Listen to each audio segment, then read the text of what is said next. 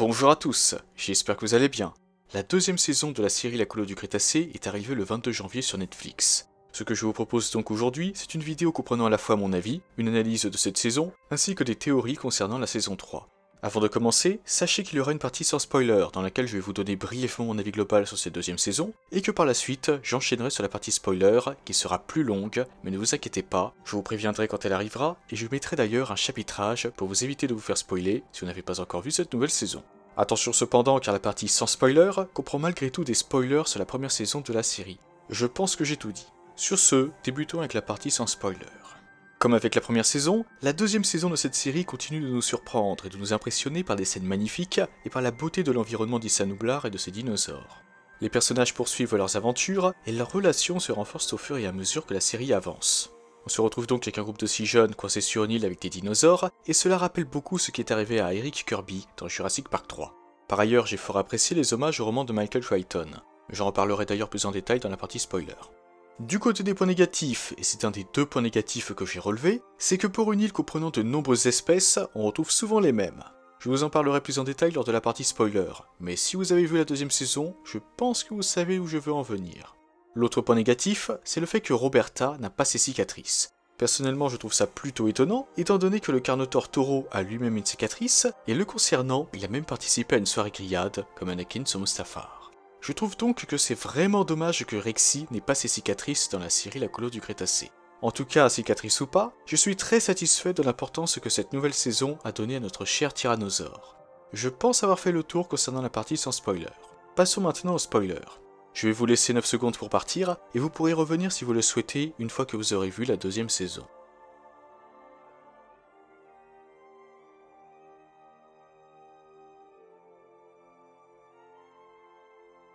Du côté des hommages, ce que j'ai pu relever, c'est que comme dans les romans de Michael Crichton, on nous affirme que la salive du Compsognathus contient une faible dose de venin transmissible par morsure. John Hammond en a d'ailleurs fait les frais dans le roman Jurassic Park. Par ailleurs, Roberta qui se construit un nid est un hommage à la fois au roman Le Monde Perdu et au film Le Monde Perdu Jurassic Park, au sein desquels il y a un nid de tyrannosaure. La scène dans le laboratoire avec les deux baryonyx Kao et Limbo fait quant à elle penser à la scène de la cuisine dans le premier film Jurassic Park. On peut également noter que la scène au sein de laquelle Darius et Mitch appellent les brachiosaures est un hommage à la scène de Jurassic Park, au sein de laquelle Alan Grant faisait la même chose. Pour finir, un des cératosaures apparus dans la deuxième saison de la série possède une couleur de peau identique à celle de l'individu apparu dans Jurassic Park 3. Nous savons grâce au roman Le Destin de Claire que plusieurs dinosaures d'Issasorna ont été amenés sur Issanublar, donc peut-être que c'est le même cératosaure. En tout cas, les deux autres que nous avons pu voir au point d'eau ont une peau grise. Si vous avez trouvé d'autres hommages, n'hésitez pas à les partager en commentaire. Passons à présent à quelque chose auquel je ne m'attendais absolument pas. Dans sa première saison, la série nous avait montré la mort d'un brachiosaure et le corps sans vie d'un ankylosaure. Et dans sa deuxième saison, elle est allée jusqu'à nous montrer la mort d'un dinosaure à qui les enfants de la colo avaient donné un nom. C'est d'ailleurs la première fois que ça arrive dans cette série. Et cette mort a même été causée par un humain cette fois-ci, et non un hybride. Grimm a ainsi été tué par Tiffany, mais heureusement, Kao et Limbo ont pu avoir leur revanche, et c'était très satisfaisant à voir.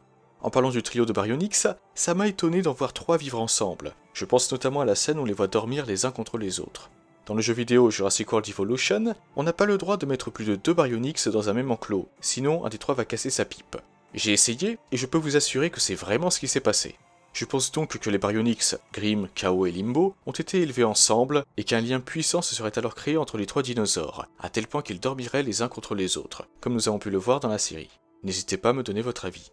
Puisque nous parlons de dinosaures, parlons maintenant de Taureau, cette chère Taureau qui, tel l'espoir, s'est embrasée à la fin de la première saison. Dans la deuxième saison, elle est liée à l'évolution de Ben. On passe d'un adolescent craintif à un véritable guerrier. Taureau est même son épreuve du feu. Le combat entre Ben et Taureau m'a d'ailleurs donné l'impression de revoir la scène de Jurassic Park The Game, au sein de laquelle le mercenaire d'Ingen, Oscar, affronte un vélociraptor avec seulement un couteau. A vrai dire, c'est ma scène préférée du jeu, donc forcément la scène opposant un dinosaure carnivore à un humain dans la série m'a beaucoup plu. Je dirais même que c'est ma scène préférée de la série pour le moment. Dans le cadre de la série, Ben ne tue pas Taureau, mais c'est grâce à l'aide de son ankylosaure, Petite Bosse, qu'il parvient à coller une raclée au Carnotaure et à le faire tomber du haut d'une falaise. Apparemment, Taureau est toujours en vie malgré la chute, donc personnellement je ne pense pas que la chute lui a été fatale, mais n'hésitez pas à me donner votre avis. Par ailleurs, je trouve que la série fait en sorte que Taureau ressemble de plus en plus au Carnotaure du manoir Lockwood dans Fallen Kingdom, donc ça m'étonnerait que ce Carnotaure finisse par perdre la vie dans la série. Poursuivons sur les dinosaures avec mon fameux point négatif sur cette saison 2. Cette dernière manque de dinosaures, et quand je dis ça, je parle des espèces. Par exemple, pour bien vous faire comprendre où je veux en venir, nous n'avons pas vu un seul Triceratops dans la deuxième saison. Dans la première saison, c'est logique que nous n'en voyions pas, car aucun dinosaure de cette espèce ne vivait dans la partie du parc au sein de laquelle se trouve le camp de la colo du Crétacé. C'est d'ailleurs les Sinocératops qui se trouvaient dans cette partie du parc, mais après la chute de Jurassic World, c'était l'occasion parfaite pour en faire apparaître. Or, il n'y avait aucun Triceratops près du point d'eau par exemple dans la saison 2. Quoi qu'il en soit, ce n'est pas un problème très important pour le moment, et je pense que ça peut facilement se régler en faisant apparaître les Triceratops dans la saison 3. Par ailleurs, pour continuer sur le point d'eau, on l'a vu par 2 fois dans la saison 2, mais on y a souvent retrouvé les mêmes espèces. On sait par exemple, grâce au Dinosaur Protection Group, qu'il y avait des corythosaures sur l'île avant que l'espèce ne disparaisse à un certain moment avant les événements de Fallen Kingdom, ou encore des Metriacanthosaures, une espèce qui a elle aussi fini par disparaître, mais qu'on n'a jamais pu voir jusqu'à présent. Donc personnellement j'espère, comme je l'avais dit pour le Ceratosaure dans une autre vidéo, que nous pourrons découvrir comment les espèces dont le nom est en rouge sur la liste du DPG ont fini par disparaître. On a notamment le Spinosaure sur cette liste, donc à mon avis ce pourrait être très intéressant de voir ça à l'avenir. D'ailleurs, ces disparitions d'espèces se retrouvent dans l'article « Une histoire d'inconduite dino-éthique » se trouvant sur le site du DPG. Et plus intéressant encore, des dizaines de cas d'activité légale autour des Sanoublas ont été constatés, il y a même eu des rumeurs sur des groupes de voleurs prétendant avoir mis la main sur la technologie de clonage. Nous avons pu voir une activité légale dans la deuxième saison, avec le soi-disant couple d'écotouristes Mitch et Tiffany, qui étaient en fait des chasseurs de gros gibier, cherchant à tuer des dinosaures pour les accrocher chez eux, mettre la main sur une tête de T-Rex pour décorer leur salle de cinéma, etc. On est donc sur du braconnage. Donc peut-être que la série abordera les 2 autres cas à l'avenir. Peut-être même qu'une extinction massive d'espèces va avoir lieu dans les prochaines saisons, ce qui nous mène à ce qui semble être la prochaine menace de la série, le sujet E750. À la toute fin du dernier épisode de la saison, nous voyons qu'une créature cherche à quitter la salle E750 et on l'entend même hurler. Ce qui est intéressant, c'est que nous avons pu voir dans l'épisode précédent que la créature en question possède des pointes sur son corps. À mon avis, soit c'est un nouvel hybride, soit c'est un simple dinosaure. Commençons par la première hypothèse. Dans Jurassic World, nous avons pu voir 2 autres hybrides sur un ordinateur du laboratoire du Dr Wu. Un hybride ressemblant à un pachycéphalosaure et un autre ressemblant quant à lui à un thérizinosaure. Et sur ces 2 hybrides, on ne retrouve pas les fameuses pointes de la créature apparue dans la colo du Crétacé. Bien entendu, ça peut être un autre hybride qu'on a pu voir dans les jeux vidéo de la franchise, ou alors un tout nouvel hybride n'étant apparu dans aucun jeu vidéo jusqu'à présent. Dans le script original de Jurassic World, Owen Grady et Claire Dearing devaient découvrir en voyant un Stegoceratops que le Dr Wu avait créé plusieurs hybrides. Cependant, la scène a fini par être supprimée du script. Il serait donc possible que le Dr Wu ait travaillé sur la création d'un autre hybride en plus de l'Indominus Rex, le fameux E750. On a d'ailleurs pu voir sur l'ordinateur du Dr Wu dans le 2e épisode de la première saison, E750, résultat d'essais cliniques. En tout cas, la créature possède des pointes sur son corps, mais il y a également autre chose. Son cri est similaire à celui d'un Vélociraptor. C'est donc peut-être lié au Spinoraptor du DLC Les Secrets du Dr Wu du jeu vidéo Jurassic World Evolution. Même si la version présente dans le jeu n'a pas de pointe sur son corps, nous pourrions très bien avoir une nouvelle version avec des pointes cette fois-ci dans la série. Par ailleurs, il ne faut pas oublier non plus que nous avons pu voir un squelette de Spinosaure sur l'ordinateur du Dr Wu dans la première saison. Aux dernières nouvelles, l'Indominus Rex n'a pas d'ADN de Spinosaure dans son génome, donc apparemment, le Dr Wu s'en est servi pour créer autre chose. Il s'agit donc peut-être là d'un tease annonçant l'arrivée d'un nouvel hybride, le Spinoraptor en l'occurrence, comme j'en ai fait part plus tôt. En revanche, j'ai une autre idée. Des pointes sur le corps et un cri plutôt similaire à celui d'un raptor. Je me suis donc tourné vers les produits dérivés de la série, et parmi eux, vous avez le Troodon. La figurine a bien des pointes noires, et on retrouve un dinosaure pas très grand, étant capable de se déplacer dans ce que nous a montré de l'intérieur de la salle. Si c'est un Troodon, cela pourrait être l'occasion d'amener ce dinosaure mortel dans l'univers canon des films Jurassic Park. Ça a d'ailleurs failli arriver par le passé. En effet, les créateurs du site du Dinosaur Protection Group ont expliqué lors de leur interview avec Clayton Fioriti, vous pouvez d'ailleurs retrouver ce passage de l'interview dans la description de la vidéo, que fut un temps où le Troodon faisait partie de la liste d'InGen sur les dommages aux biens. Il était écrit qu'il y en avait sur l'île mais que l'espèce a fini par disparaître. Les embryons viables ont été détruits avant le sabotage de la chambre froide dans le premier film, et InGen pensait qu'une personne dont le nom est rayé, le Dr Sorkin dans le jeu vidéo Jurassic Park The Game, les avait tous éliminés. Cependant, des preuves conduisent à penser que les dinosaures avaient été placés secrètement en quarantaine avant que la coupure de courant du premier film ne leur permette de s'échapper.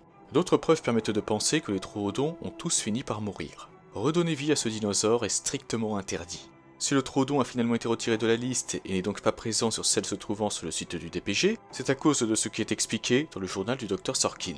En effet, dans ce journal, il est écrit que John Hammond voulait une évaluation complète des Troodons pour savoir s'il pouvait les ajouter à la liste. Cependant, il a fini par les considérer comme une menace pour son parc et a ordonné au Dr Sorkin de les éliminer et de détruire tous les enregistrements de leur création. Par conséquent, étant donné que toutes les informations sur leur existence ont été supprimées dans le jeu, les Troodons ne peuvent pas être présents sur la liste d'Ingen.